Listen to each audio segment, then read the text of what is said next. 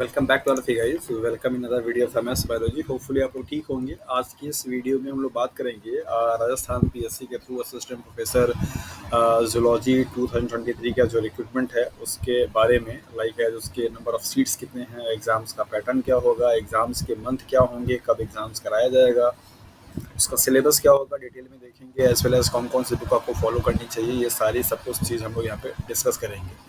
So dear aspirants, अगर आपने भी आर पी एस सी के का प्रिपरेशन अगर आप कर रहे हैं असिस्टेंट प्रोफेसर का, तो डेफिनेटली ये वीडियो आपके लिए है और आपको यहाँ से काफ़ी सारी इन्फॉर्मेशन मिलेंगी जो कि आपके प्रिपरेशन में काफ़ी आपको बूस्टअप करेगा। तो चलिए देखते हैं पहले कि आर पी एस सी का जूलॉजी के रिक्रूटमेंट के लिए क्या पोस्ट है, नंबर ऑफ सीट्स कितनी हैं और क्या क्या डिटेल्स हैं, ये सब कुछ हम लोग यहाँ पे देखेंगे।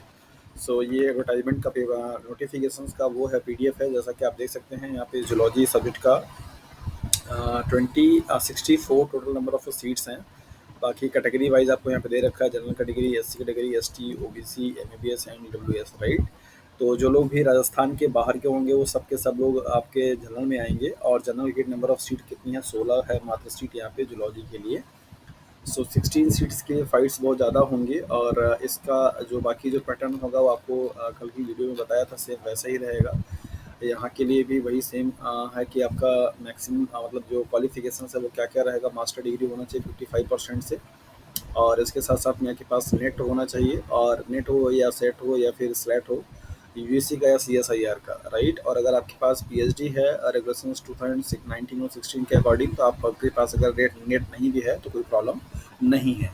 तो अगर आपने पीएचडी किया हुआ है 2009-2016 के रेगुलेशन से, तो आपके लिए नेट जरूरी नहीं है। और अगर आप पीएचडी नहीं किए हुए हैं तो आपके पास नेट का होना ज़रूरी है। तो ये दो मिनिमम एलिजिबिलिटी क्वालिफिकेशंस हैं, आपके पास ये दोनों होना चाहिए। एमएससी 55% प्लस से इसके साथ साथ में आपके पास नेट का डिग्री होना चाहिए, चाहे सीएसआईआर का हो या यूजीसी का हो। ओके।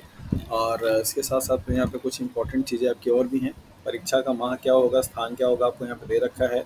इन्होंने बताया है कि अक्टूबर मंथ में आपका ये एग्ज़ाम कराएंगे और एग्ज़ाम कराए जाने की संभावना है, और इसके लिए आपको फर्दर बाकी इन्फॉर्मेशन आपको दिया जाता रहेगा। परीक्षा योजना व पाठ्यक्रम, परीक्षा वस्तुनिष्ठ रूप में ऑनलाइन ऑफलाइन ली जाएगी, दोनों तरीके से आपका मोड में हो सकता है। सभी प्रश्न जो होंगे वो मल्टीपल चॉइस क्वेश्चन होंगे, दैट मीन्स एमसीक्यूज होंगे।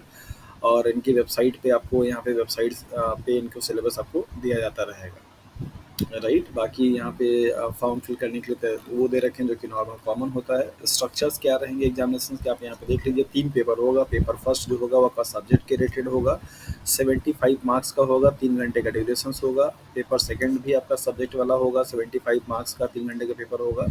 और पेपर जो थर्ड होगा वो जीएस का पेपर होगा, जो कि आपका 50 मार्क्स का होगा और 2 घंटे का ही पेपर है। टोटल 200 मार्क्स के क्या होंगे, रिटन एग्जाम होंगे। और 24 मार्क्स का क्या होगा, आपका यहाँ पे इंटरव्यू होगा। और इन दोनों के मार्क्स को मिला करके आपकी फाइनल लिस्ट बनाई जाएगी और उस लिस्ट के बेसिस पे सिलेक्शन आपका किया जाएगा। सो ये था आपको कुछ ब्रीफ इंफॉर्मेशन के लिए लेकर के। हम लोग देख लेते हैं कि क्या क्या वो सब्जेक्ट कॉम्बिनेशन है जो कि जूलॉजी के लिए एलिजिबल है। मतलब कौन कौन से कैंडिडेट हैं जो कि जूलॉजी के लिए फॉर्म अप्लाई कर सकते हैं। एक किसी कैंडिडेट का क्वेश्चन भी था कि सर जूलॉजी से भरने के लिए क्या सब्जेक्ट होना चाहिए। सो डियर फ्रेंड्स, आपको हम यहाँ पे दिखा देते हैं जो नोटिफिकेशन है कि अगर आप जूलॉजी से असिस्टेंट प्रोफेसर का फॉर्म अप्लाई करना चाहते हैं तो आपकी एमएससी किस किस चीज़ में हो सकती है या होनी चाहिए। तो केमिस्ट्री है, जूलॉजी है। सो जूलॉजी के लिए यहाँ पे आप देख सकते हैं कि या तो आपका जूलॉजी में होना चाहिए, या तो फिर आपका क्या होना चाहिए, साइंस में। या तो जूलॉजी में होना चाहिए, या तो फिर आपका लाइफ साइंस।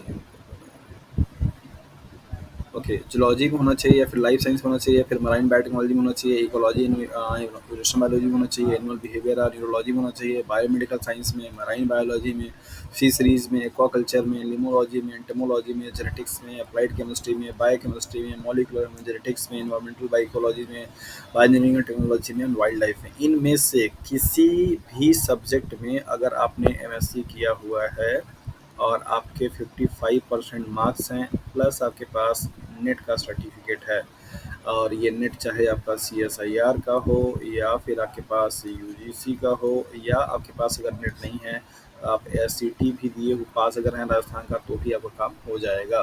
तो यही इतने क्वालिफिकेशन चाहिए और ये आपके सब्जेक्ट के कॉम्बिनेशन हैं डियर फ्रेंड्स। तो अगर आप में से जितने भी लोग जूलॉजी के लिए अप्लाई करना चाहते हैं तो उस जूलॉजी के लिए जो सब्जेक्ट कॉम्बिनेशन है वो यही है। अगर आपका इसमें से किसी भी सब्जेक्ट में आपने एमएससी किया हुआ तो आप एलिजिबल हैं फॉर्म फिल करने के लिए। लुक फॉरवर्ड कर लेते हैं हम लोग सिलेबस को लेकर के। यहाँ पे पेपर फर्स्ट जो आपका होगा उसके लिए क्या क्या यहाँ पे सिलेबस है। टेक्सोनॉमी आपको पढ़नी होगी, डाइवर्सिटी ऑफ लाइफ फॉर्म पढ़ना होगा, और इसके साथ साथ में structural organisation of Chordata पढ़ना होगा, डेवलपमेंटल बायोलॉजी पढ़नी होगी, इसके बाद आपका जेनेटिक्स पढ़ना होगा, फिर इसके बाद आपका इवोल्यूशन है, इवोल्यूशन सिलेबस में दे रखा है, और इथोलॉजी भी दे रखा है। पैटर्न क्या होंगे यहाँ पे देखिए, 75 मार्क्स का क्वेश्चन तो पेपर होगा, 150 नंबर आपके क्वेश्चन होंगे, और इसके बाद 3 घंटे का आपको यहाँ पे टाइम दिया जाएगा। तो ये सारी चीज़ें आपको यहाँ पे ध्यान देनी होंगी, और यहाँ पे नेगेटिव मार्किंग भी होगी, और पेपर दोनों लैंग्वेज में होगा, हिंदी और इंग्लिश में रहेगा। सेकेंड पेपर का आपका जो सिलेबस है उसको भी आप देख लीजिए। यहाँ पे आपका cellular organisation and molecular biology है, जो कि CSIR का भी यूनिट है, अगर आपने पढ़ा हुआ है, तैयारी किया हुआ है तो। इसके बाद सेल सेल कम्युनिकेशंस है, सेल सिग्नलिंग वाला टॉपिक आपको यहाँ पे पढ़ना रहेगा, और इसके बाद बायोटेक्निक्स एंड बायोटेक्नोलॉजी है, काफ़ी अच्छा यूनिट रहता है ये, हमेशा से स्कोर ही रहता है। पूरा CSIR का सिलेबस स्टाफ इन्होंने दे दिया है कॉपी करके। और animal ecology and biodiversity and wild life centuries हैं, जिसमें आपको बहुत सारा चीज़ पढ़ना है।